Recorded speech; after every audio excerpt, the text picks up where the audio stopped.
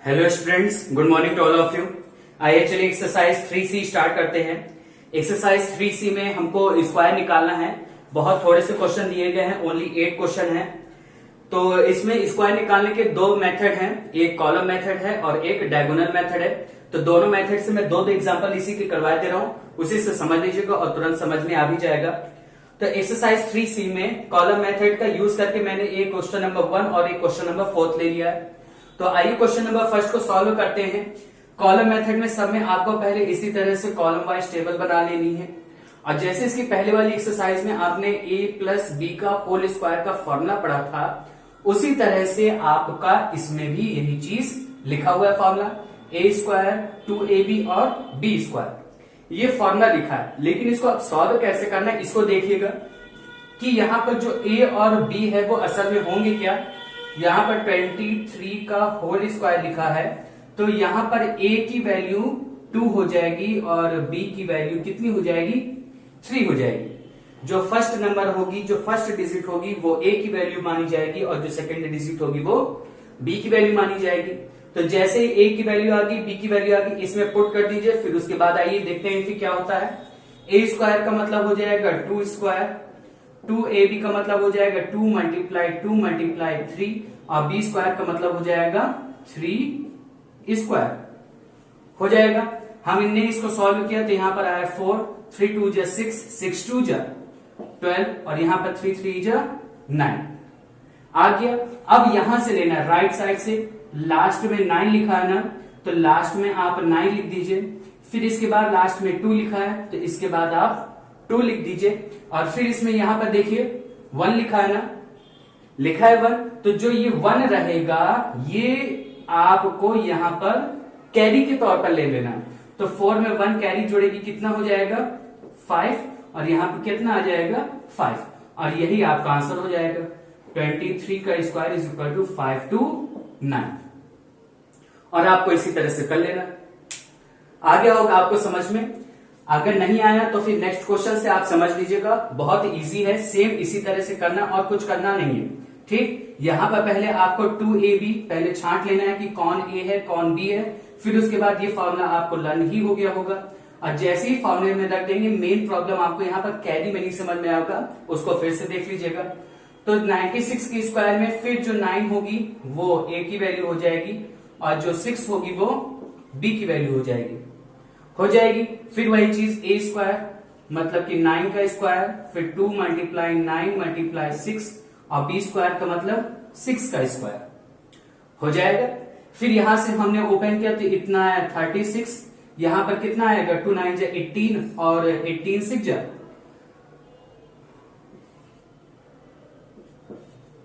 108।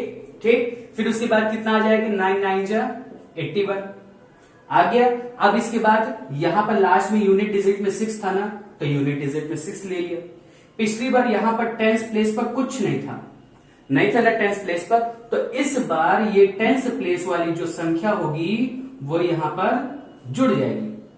यहां पर पहले जोड़ देना है। ठीक, तो इसको समझ लीजिएगा, यूनिट प्लेस वाली लिख दी, फिर जो बची उसको यहाँ पर कैरी ले लिया और फिर जोड़ने में कितना आ रहा है 8 में 3 जोड़ा आया 11, यहाँ पर आया 1, यहाँ पर आया 1।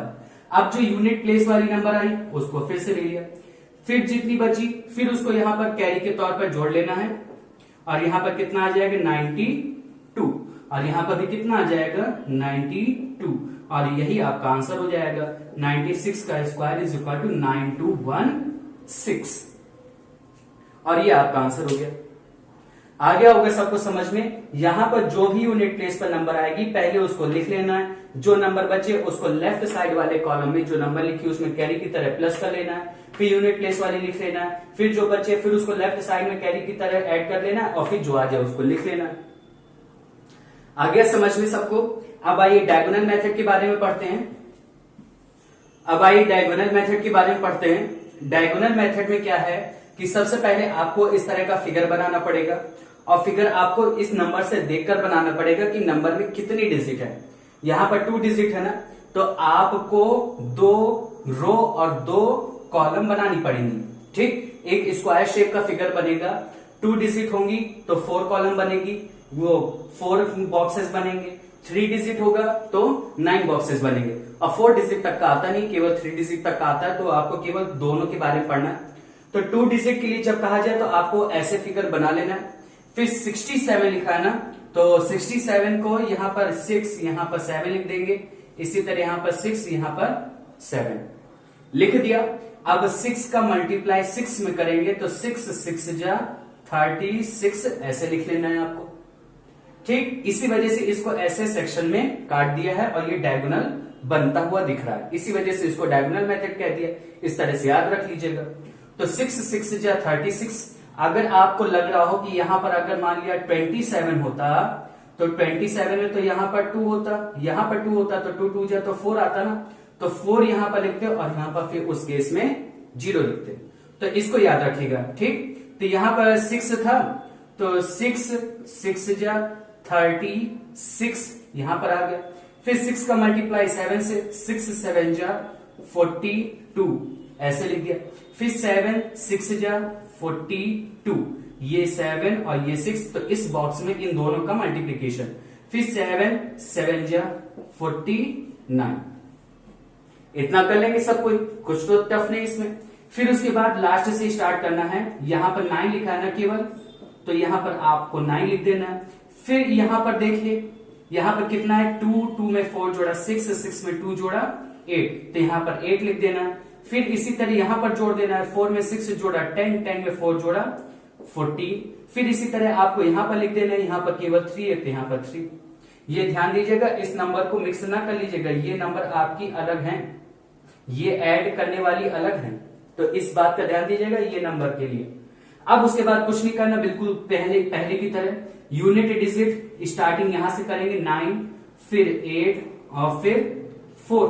यहां पर 1 अभी बचा है ना, तो 1 जो होगी वो कैरी के तौर पर इसके साथ मिल जाएगी और ये क्या बन जाएगा 3 + 1 और ये क्या हो जाएगा 4, और यहां पर कितना आ जाएगा 4, और यही आपका आंसर हो जाएगा। तो 67 का स्क्वायर इज इक्वल टू 4489, ये इसका आंसर हो जाएगा। आगे सबको समझ में। अब इसके बाद जैसे 3 डिजिट वाला कह रहा है, तो 3 डिजिट वाले में आपको सेम इसी तरह से करना है, बस चेंज क्या होगा कि इसमें जो बॉक्सेस होंगे वो बढ़ जाएंगे। अब वो भी कितना बढ़ जाएगा, एक रो बढ़ जाएगा, ये हमने एक कॉलम बढ़ा लिया। अब इसके बाद एक रो बढ़ा लेंगे, ये एक रो बढ़ गया। अब ये चीज डायगोनल यहां से ऐसे हो जाएगी, ये ऐसे हो गई, फिर उसके बाद ये ऐसे हो गई और ये ऐसे हो गई। फिर इसके बाद जो नंबर लिखी थी, अब देख लीजिए 3 डिजिट थी ना, तो यहां पर भी देखिए 1 2 3 3 9 बॉक्सेस हो गए।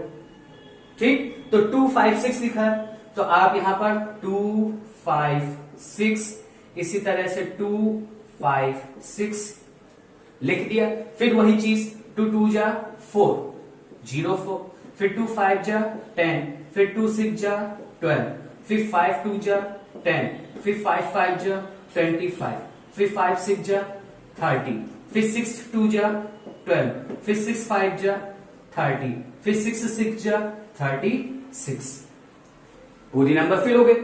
अब उसके बाद चाहे आप ये किया करिए कि इसको यहां से हटा दिया करिए, तो आपको प्लस करते समय वो नंबर मिक्स होती हुई न लगेगी।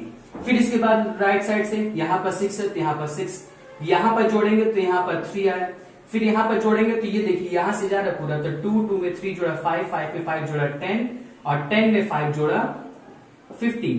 फिर इसके बाद यहां पर 1 में 0 जोड़ा 1, फिर 3 और 1 4, ये यहां पर आ गया। उसी डायगोनल वाले कॉलम के आगे लिखिएगा।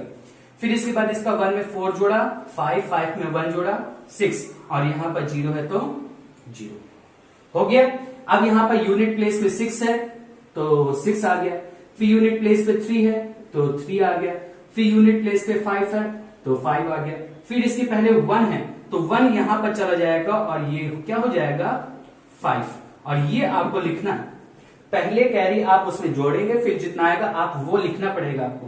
तो यहां पर ये 5 हो गया, फिर उसके बाद ये 6 है तो यहां पर 6। अगर यहां पर कोई कैरी आ रही होती तो आपको फिर उसको यहां पर प्लस करना पड़ता, मतलब कि राइट साइड से कैरी जो भी आती जाएगी यूनिट प्लेस को छोड़कर उसको आप लेफ्ट साइड नंबर में प्लस करते जाएंगे, यूनिट डिजिट लिखते जाएंगे, फिर कैरी आएगी, फिर प्लस करेंगे, फिर यूनिट डिजिट लिखेंगे और जब तक पूरा सॉल्व ना हो जाएगा तब तक इस तरह से लिखते चले जाएंगे और यही आपका क्या हो जाएगा, आंसर हो जाएगा। आगे सबको समझ में? तो बस आपका आज का वर्क यही रहेगा, बहुत थोड़ा सा वर्क है। एक्सरसाइज 3C आपको अपनी पूरी फेयर कॉपी में कंप्लीट कर लेना।